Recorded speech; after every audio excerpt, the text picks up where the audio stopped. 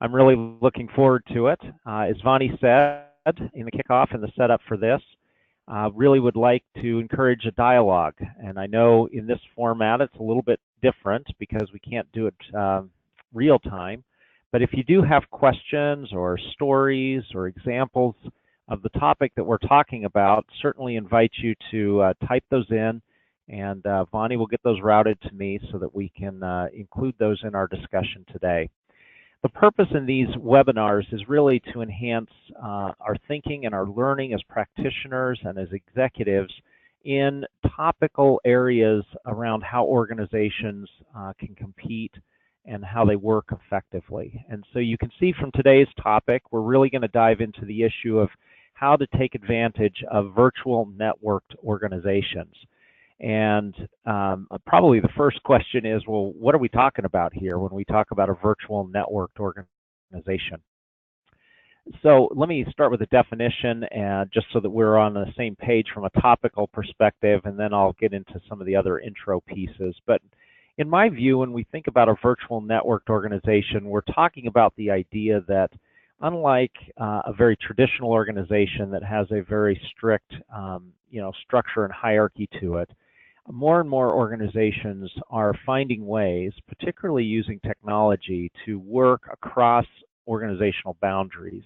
And therefore, even though a reporting relationship might stack up through an organization in a traditional way, the way the organization is actually working is in a much more virtual, networked fashion, where people are working across boundaries in ways to get certain work done or to make certain decisions that maybe are non-traditional in the way that the organization is formally set up. So that's kind of the essence of what we're talking about, and we'll go into that in a lot more depth here as we get rolling. Now, for those of you who are new to these webinars, let me give a little bit of background as to who I am and what AlignOrg Solutions is and what we do. We're a niche consulting firm, and we specialize in the area of doing strategy and marketplace positioning. We help organizations diagnose and assess their current capabilities to deliver against their strategies. We do organization design work, change management, and implementation. And then we help get leaders aligned around the strategy and the way their organization is supposed to work. And for those that are familiar with our work are probably aware that we do most of our work side by side with our clients, where we're in the trenches with them, using our methodologies and tools and helping them to think about how they're going to differentiate and win in their marketplace and work through these different aspects I just mentioned. The other part of what we do is we do capability building, which this webinar today is a part of. The capability building we do are with human resource professionals, with other folks that deal in organization transformation topics for their organization, and also, of course, with executives as they think about how to lead and guide their organizations to a competitive advantage.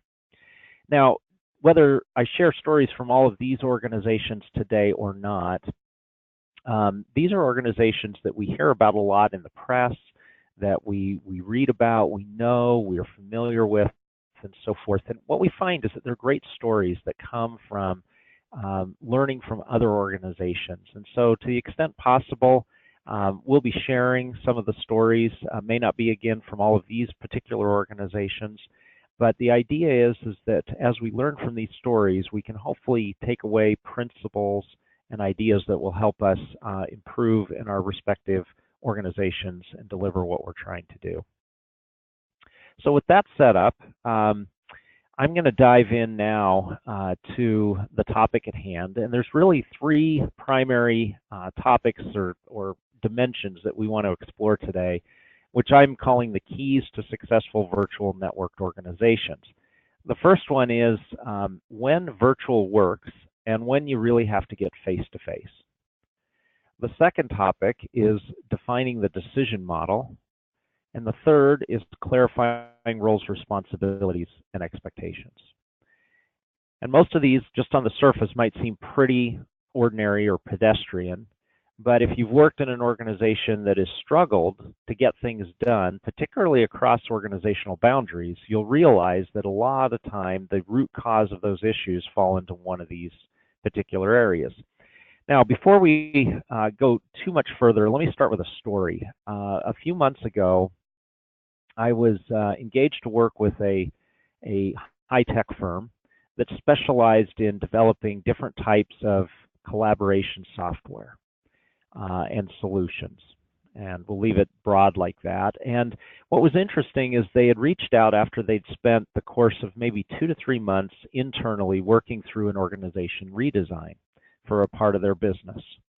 And to their credit, they did the entire thing virtually. Their organization is spread around the world, and they have all these fantastic tools that they can use in the cybersphere, if you will. And they did the entire design that way. So they'd schedule times, they would come together, they'd work on shared documents, they would track the project using virtual means. I mean, in some respects, it was a glimpse into the future. And as I heard the story, I thought to myself, wow, what a great example. I wonder what I could learn in terms of how we could apply the same techniques in the work that we do. And then as I started to probe a little deeper, I started to ask questions. Well, how did it go? What were the results? How did people feel about it? Those kind of things. And interestingly, what I started to hear was, well, it took a long time. It wasn't really clear where we were going or how we were going to get there. It wasn't really clear who had the decision rights and how the decision ultimately got made. And it really actually sort of felt clunky. I don't know if that was their word per se, but that was, basically the feedback. And it caused me to wonder, well, here we are at the fringe of the frontier of working in a collaborative virtual way across an organization to drive a substantial strategic initiative about how the business would be set up to compete. And the response is, we weren't clear, it took too long, and it felt clunky. And I thought, wow, if this is the future, that may not be exactly what we're looking for. So let's try to peel back a little bit and understand some foundational principles that can help us operate and make decisions in a more effective way. So these are the topics we're going to cover today. And for those that are familiar, the next couple of topics that I'm going to touch on are going to be ones that are tried and true, but I do want to set a foundation for our discussion. In our book, Mastering the Cube, we've introduced this notion that an organization is like a Rubik's Cube. A Rubik's Cube is a complex puzzle that has to be solved by manipulating the different sides of the cube until all the colors are appropriately placed on the respective sides. And in some respects, the action of moving those small, rectangles all over the cube is not too dissimilar from how we have to align the work, the structure, the information and metrics, the people and rewards, the continuous improvement, the leadership and culture aspects of our organizations.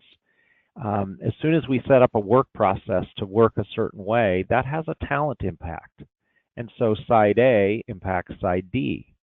And that's why the Rubik's Cube for us is such a powerful metaphor, because the better you can get your whole organization lined up to driving what you want, the better the outcome. So I want you to kind of hold this thought, because this is the idea upon which our entire discussion today is going to be based. A networked virtual organization is a combination of choices that have been made in all of these 6 dimensions that, if not well aligned, might lead to long decision-making times, poor clarity on who's to make the decision, and a feeling that it's clunky because things are not well aligned. Now, if we dive into this further, for those that aren't familiar with the analogy or another design model, each dimension or side of the cube has questions that it prompts. For example, the work side prompts the question, how should processes be aligned to deliver value? What tools and technologies will enable performance? And if we keep going around the cube, these questions, and there's countless questions, but these are some basic ones. For instance, what structure and linkages will enable delivery? Or how can we measure for both quality, delivery, and efficiency? What talent is needed, and how do we incent performance? How can we continue to deliver value and return that to the business? And then what culture is going to enable successful performance? And again, these are just some of the basic questions. But if you think about the virtual networked organization that I described a few minutes ago, and if you think about the example I gave of the company that I had the chance to work with that worked through a design process in a virtual way, you can see very quickly that there's potentially sides of the cube that were not well aligned. Now, if we had a 2 or 4 hour session, we might take each of these dimensions and explore them in depth as it pertains to how we think about a virtual networked organization. But we're going to keep it simple, and we're going to focus on a couple of the critical principles and areas where we have seen some organizations trip up. So the first topic that I really wanted to dive into in some depth is this idea of when does virtual work and when do you still have to get face-to-face? And the reason that I think this is an important topic is because I think there's still a question happening in a lot of our minds out there as technology in particular continues to advance, is it almost seems like, well, if the technology can enable us to do it virtually, we obviously should do it virtually. And I'm worried that if we continue down that logic or that line of thinking, what will happen over time is we will continue to do things in a virtual way when virtual may or may not be the best way to do something. So the way that we started to think about this is to look at the different types of work and determine whether or not different collaboration methods work or apply differently with the kind of work that you're trying to do. So for example, one body of work that we do is sharing and gathering information. And you can probably think in your organization of all sorts of things. Some of that can be done very effectively in a virtual way. Other times, it's a little more challenging to do that. But some of the questions that it prompts is the information something that can be shared verbally, or are there different aids needed? Can the information be gathered and categorized and verbally, or are frameworks required? So those are just two questions. There's many other questions. For example, are there clearly defined fields that can be populated, or is the response and the data a little bit more asymmetrical and it has to fill in sort of open response and it's a little more difficult to analyze and to make sense of? So those are some of the questions. The next body of work, of course, is solving a problem. So people coming together to solve a business problem, a financial problem, a technical problem, whatever it might be. And the question, obviously, that comes from this is this a problem that can be solved without direct contact or physical manipulation? Or are there means of guiding some sort of remote action? So I worked years ago with a gentleman who worked at UPS, and he was one of their head mechanics. And his job was basically to be on call when an airplane had a maintenance issue.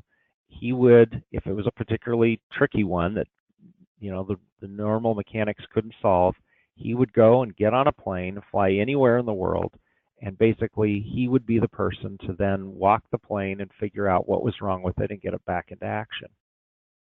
Well, he could only do that, because he was there physically. Now, I don't know if there are tools now that would allow for remote diagnostics, or if there are ways for him to coach the mechanics on the ground virtually for them to make changes or not. But that's the way it used to work, and trying to do that in a virtual setting, at least in the past, wasn't feasible to solve that kind of problem.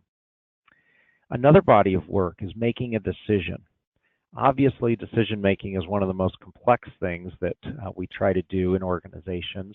And so there's some of the questions that come out of that is, can the work or decision be made asynchronously, or is it something that is coordinated and connected to the other? So if we make one decision, the next one follows from it, the next one follows from that. And are the decisions made isolated or contextual? And does the logic behind the thinking need to be documented or visualized to help feed the next decision or body of work? I really think in the example I gave you of the group that tried to use virtual means to do an organization redesign, that some of their decision making was not well thought through in terms of some of these questions. Some of the decisions built on one another, and because of the loss of continuity in the virtual setting, they lost some of those decisions and the context around it.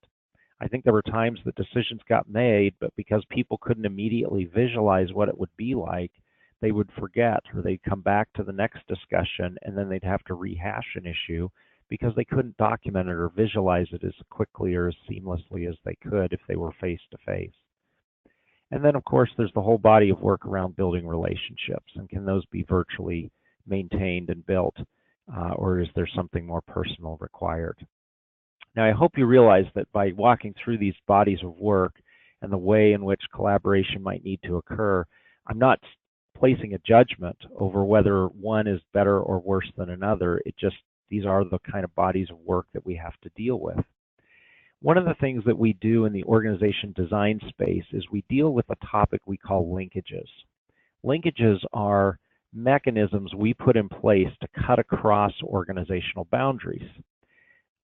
All of these bodies of work, whether it's sharing and gathering information, solving a problem, making a decision, or building relationships, by their very nature, cut across organizational boundaries. And so, as we think about how we do that, I wanted to share some ideas about different mechanisms that organizations can use to facilitate cross-boundary coordination. Now, immediately when this page hits the screen, you're probably thinking, wow, that's an eye chart. So let me kind of decipher this a little bit. The first thing to recognize is that the content of this page is laid out on a grid. And on the y-axis, you'll notice that we have the ability of one of these mechanisms to facilitate cross-boundary linkage.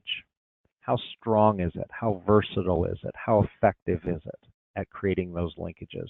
The higher you go up, the more effective, the stronger, the more versatile the mechanism.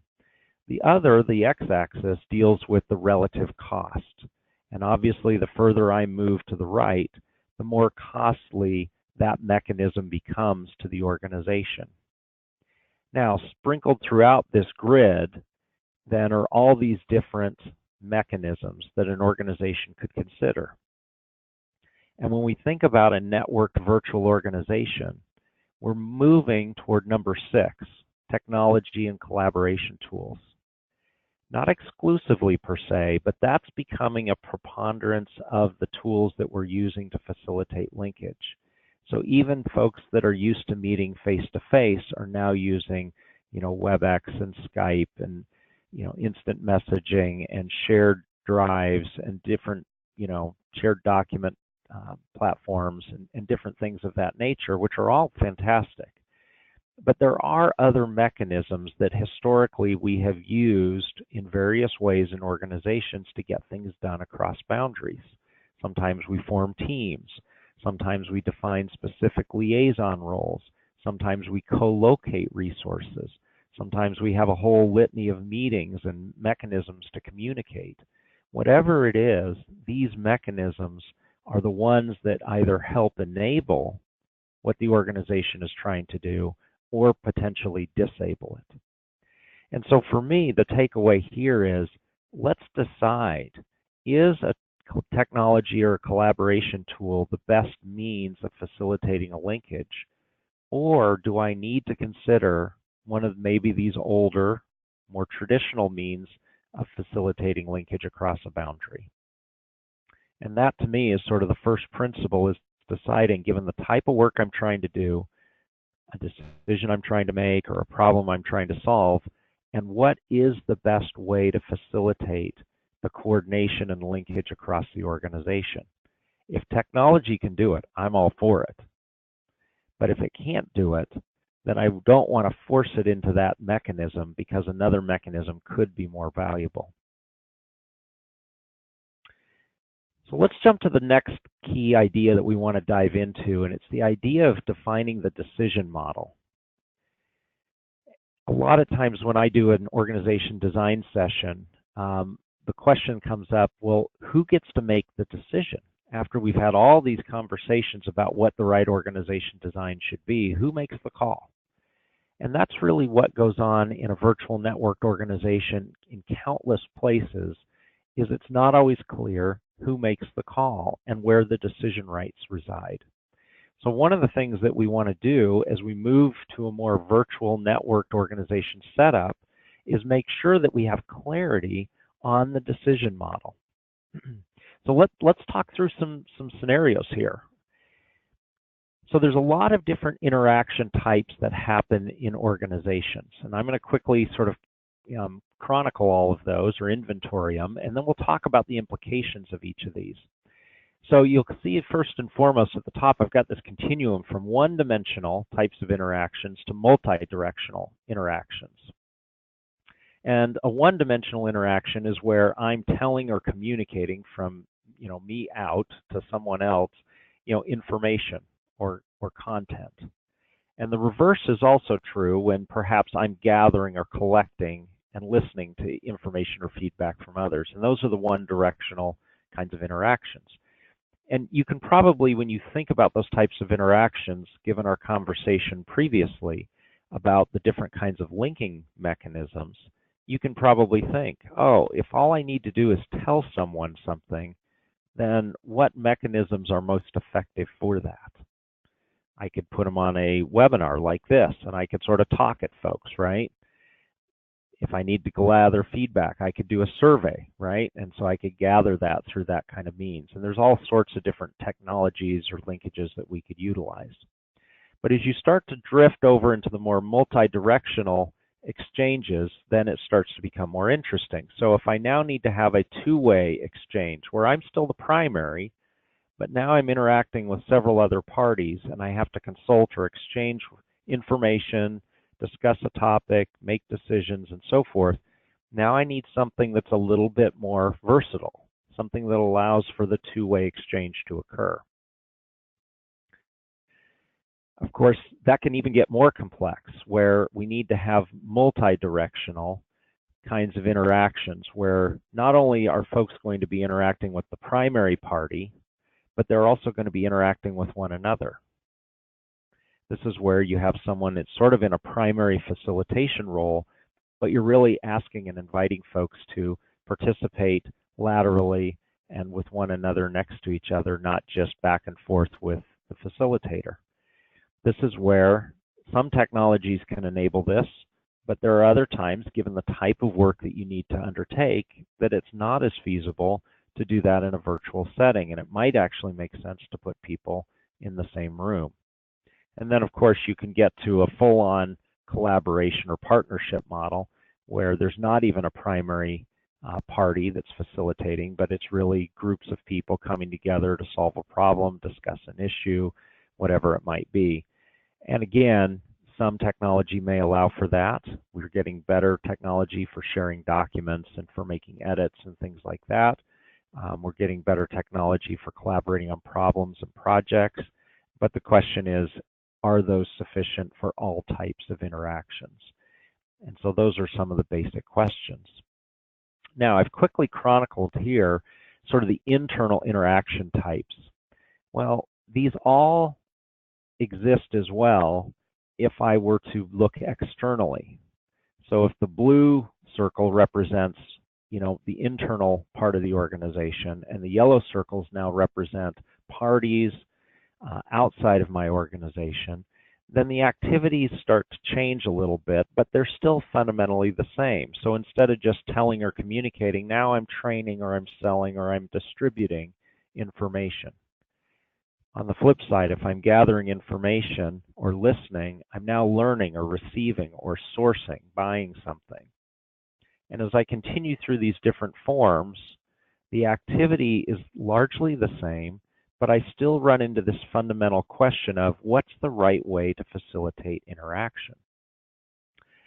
When I get to these multidimensional kinds of interactions, I'm now coordinating, integrating, governing, and continuing to collaborate and partner. And as you look at each of these frameworks, they should start to prompt in your mind a couple of questions. What's the best way to facilitate linkage? And who makes a decision if a decision needs to be made? And those fundamental questions are key to effective virtual networked organizations. I remember many years ago I went to a public utility, and I got there and I was doing some diagnostics, some organization diagnostics, and I was learning about their organization, and I was learning about how they made decisions. And somehow I got some information about the meetings they held there. And folks started to tell me, look, when we go to a meeting, there are about 8 or 9 people invited, but about 25 to 30 people show up to most meetings. And I was intrigued by this. I said, wow, that's a lot of people to stick into a meeting. I said, why are all these people coming to these meetings? And they said, well, because around here, people want to not only feel like they're a part of a discussion and a meeting, but they think they have the decision rights. So they think if I come to the meeting, I get a say in it. And the interesting thing is, even if that wasn't entirely true, the organization started to accept that decisions couldn't be made outside of committees of 25 to 30 people. And you can imagine what happened over time. Decision-making ground to a halt. There was lots of energy put into getting the right people in a room and decisions getting, pushed down the road and things like that. And so one of the things that has to be determined as we're looking at these different interaction types is, how do you want to make the decision? Is there a single decision maker? Is there a voting methodology? Is there a consensus assumption? Is there, some kind of, what would you call it? A hierarchy of decisions that have to be made and then escalated and approved, or then approved, and so forth. And understanding that decision-making framework can be critical. If I think back to the example I gave at the beginning of the organization that tried to do an organization redesign and it wasn't clear who made the decisions, it's because I think a lot of folks came into the discussion looking at the collaborate, partner, multi-directional interaction type and thinking, we're all here to contribute equally. And we won't stop contributing and collaborating until we have reached a complete consensus on what the right decision is. Now, the humanistic side of me says, wow, that's great. I mean, imagine the power that will come when, a collection of human beings really feel like they're headed in the same direction. But then the practical side of my brain kicks in and says, you might be at that task for quite a while. Can you afford to wait that long to have a complete consensus? Or would you be better off saying, look, I need input from you, but here's how we're going to go forward with making a decision after we've gathered sufficient input. And that decision model becomes an important piece.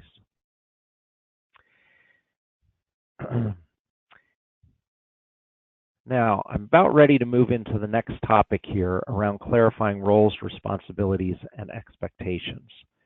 And we're getting a question that's coming in, and I want to kind of cycle back and address this before we add new content to our discussion. The question deals with, how are the linking mechanisms and the types of decision models related? And that's a fantastic question, because they are related, but it's probably not a direct correlation. So if you think about the ingredients that have to go into the soup here, one of them is, what's the kind of work that we're doing? Are we solving a problem? Are we making a decision? Are we building a relationship? Are we sharing information? What is the work we're doing? The second thing is, what is the best mechanism to facilitate the cross-boundary interaction or work? Is it technology? Is it a meeting? Is it a team? Is it a shared set of goals? What is it? And then the third variable is, well, what's the decision model? And the reality is, it's not all formulaic. You almost have to look at each situation, determine the right linkage, then determine what's the optimal way to make a decision. Just because a team is formed, let's say, as the linking mechanism, does not mean that the decision has to be consensus. It could be that the team comes together and makes recommendations, and someone makes the decision. So there's not a direct correlation between the linking mechanism and the decision model.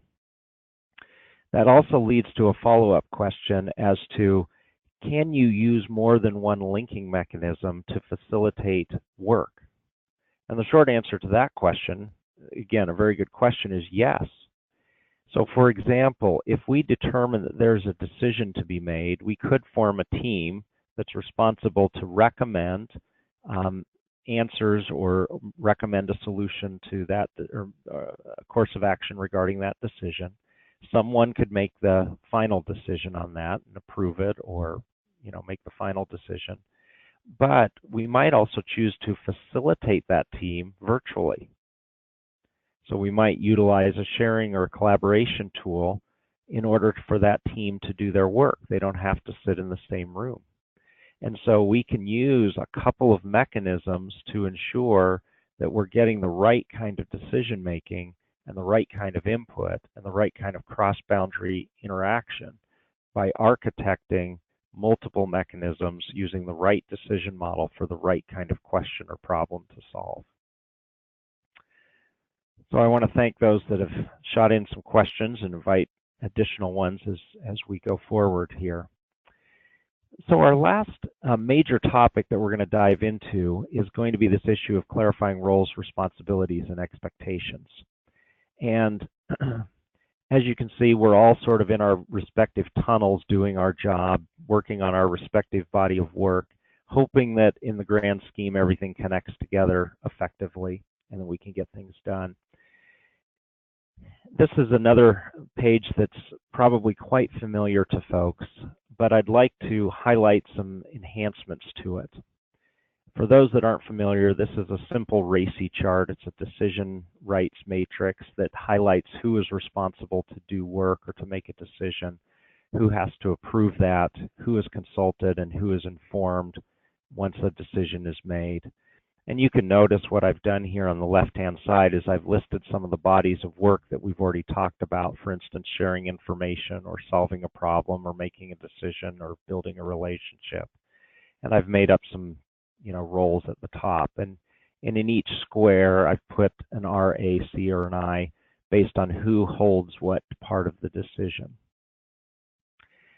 So that's a pretty common and typical sort of framework to think about. But what we've started to see adding is a question over on the right-hand side, which says, but what is the optimal means of enabling this particular activity? Is this something that we have to get face-to-face on, like number 3 here, making a decision? Or is this something that we can use a video conference for, or a teleconference? Or is this something we can do through social media? And just thinking through how we want these decisions to occur can add some clarity and direction to how a networked virtual organization operates. So most of the time we're used to defining the decision right, but then we trust that, workers, leaders will be able to determine the best way to go about getting a decision, or the best way in going about collaborating. And we're suggesting perhaps we should take this framework a step further and start to define what are the optimal means whereby we want this decision or this work or this interaction to occur in. Now I'm going to kind of do a drill down here because there's a dimension of this that in my view really pertains to executives as it pertains to how they think about leading this. So the decision rights is a pretty straightforward concept, but we've been hearing, and even in the previous few months, I did some webinars on agile ways of working. And a lot of folks in organizations are saying, we like what agile brings to the table. It's a whole new way of thinking about doing work. It's taking big complex problems, breaking them down into more actionable, uh, packets of work that people can tackle and get things done and show progress around. It's cross-functional by nature. We're bringing all the people that have something to do with that body of work, and we're getting them together so they can get that work done. And so you can see that in many regards, a virtual networked organization by definition is an organization that's trying to work in an agile way. But there are some principles of agile that are important that I want to reiterate so that we can sort of couple the benefits of agile with the practicality of a structure that sometimes feels like might be missing in a virtual networked organization. The first is that even in an agile work setting, there is a product owner, a sponsor, a leader, an executive whose job it is to define the vision for the product or work output and the features that it needs to contain, whether that's a literal product, whether that's a body of software, whether it's a project, whatever it might be. What they then do is assemble a team. And you can tell from the picture, it's referred to usually as a scrum. And that scrum brings together all of the relevant expertise and stakeholders that can contribute to the vision and features that the product owner, the leader, the executive wants to drive forward. There's usually a facilitator in this mix called the Scrum Master, whose job it is to coordinate what's going on in the Scrum so that that is a productive body of work that folks are working on. And then they work in short increments called sprints to be able to get that work packet done. And then once that's done, it's usually repeated in another sprint and another sprint, with each one getting us closer and closer to the end game. Now that way of working, which a lot of us are really starting to resonate with and saying, gee, I wish our organization was more agile. I wish we adopted agile ways of working. Almost every IT organization that we do work with is adopting agile. The reality is agile, which by definition feels virtual and networked, because just by definition, we're going to get all the people that know how to solve a problem. It doesn't matter where they report. It doesn't matter what their current job is. If we need them, we're going to pull them in and we're going to put them onto this sprint to help us accomplish what the goal is. By definition, that's a network virtual organization, and yet look at the structure that's around it. There's a product owner defining a vision. There's a Scrum Master facilitating who's often using a cadence, rhythm, and methodology to help the Scrum work effectively. And then they're working in increments of time so that they can produce tangible, real output. So even something as common as Agile, it has a structure around it. And I wanted to use this example because if you back up, if I think back to the client that was trying to do an org redesign virtually, I really commend them, as I mentioned. But I think they lacked some of the structural elements that would have helped that work move forward. Clarity around the decision model, a mix of virtual technology and linkages versus perhaps some face-to-face, clarity around roles and responsibilities, who's the product owner / sponsor, who's the Scrum Master / facilitator. Some of those definitions would have been helpful, and then on top of it, defining it in specific time increments so that instead of this design process feeling like it was stretching on for weeks and months, it was clear this week or these 2 weeks we're going to accomplish this. Then we'll move into another sprint and accomplish something else. And using some of those structural elements actually brings a degree of productivity, focus, and output. There are a couple of additional questions that executives should be asking as they start to think about moving their organization more toward a virtual networked or even agile way of working. First is, as an executive, how effective are you being at helping to define the vision and strategy and design criteria? Often, we want this flexibility, this dynamic way of working, but we leave it up to the masses to sort of provide the direction from the bottom up. Sometimes that works in certain problems, but more often than not, providing a strategy or vision and certain specific design criteria will allow the work to move much more productively and efficiently forward. Next question you have to ask, do you have the right people involved? If you don't, your Scrum is going to be incomplete, or you may have superfluous folks in the Scrum that aren't contributing to the actual delivery of the output. Next question, are you pulling people and resources from the team mid-process? There's always a new fire that an organization will confront, and are you pulling key resources out of the process and preventing them from working in a concentrated fashion? One of the other reasons, which I haven't mentioned yet, that client of mine was struggling with as they did a redesign in a virtual way, is that it's strung out as well because many team members weren't able to contribute in every session that they held. And so therefore, they'd make some decisions, a team member wouldn't be there, they'd come back in the next session, they'd question the decisions of the team, and it constantly felt like they were backing up and retreating until everyone could understand. And that's because people were being pulled out of the process. As a leader, as an executive, are you comfortable with iterations toward a final perfect outcome, if you will? In other words, are you willing to let the team iterate forward? What's good enough? What's workable? We often refer in Agile to a minimally viable product. Are you allowing the time necessary for innovative answers to emerge? Sometimes scrums are put on a deadline or teams are on a deadline. Sometimes, we only have so much time commitment. Sometimes the deliverables are too aggressive, whatever it might be. Are we allowing for the innovation necessary to come forward? And as an executive, are you asking the right kinds of questions? I can't tell you how many times we work and then the executive drops in and asks a question and everyone feels demoralized and they feel like they need to back up and start over, rather than asking teams, what do you recommend? How do we overcome this issue? And what do you need from me? Can be far more powerful questions to help move forward in getting work done in this fashion.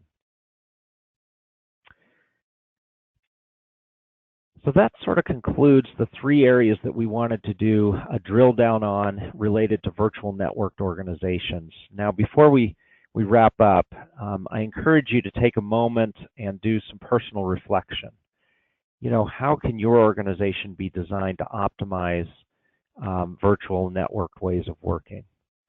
And as you can tell, even from the short discussion we've had today, there are some formal, I call them structural, but they're broader than that. If you think about the Rubik's Cube, there are elements of an organization that have to be defined and put in place. You can't just let folks go and give them a tool and trust that they'll figure their way through it. You really need to provide clarity on direction, strategy.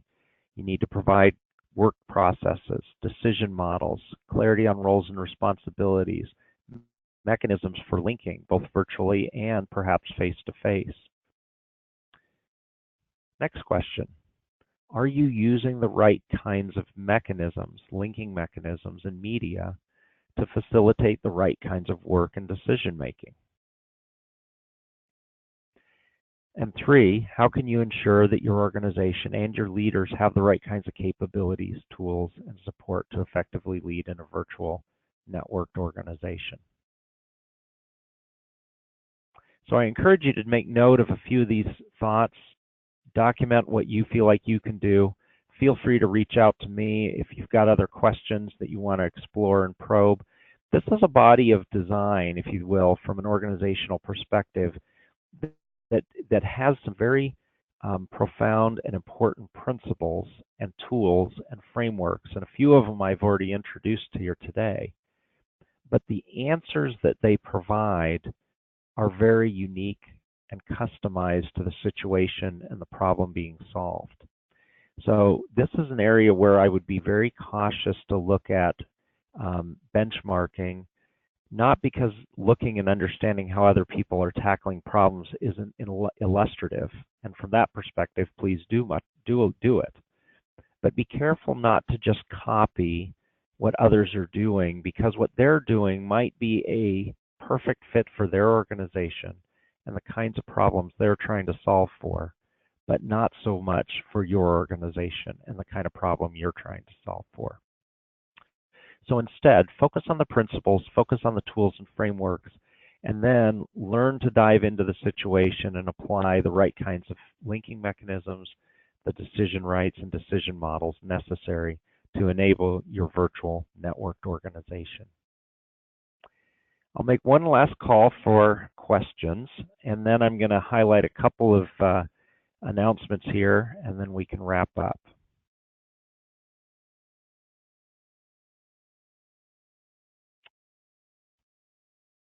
All right. Don't see any other questions coming through.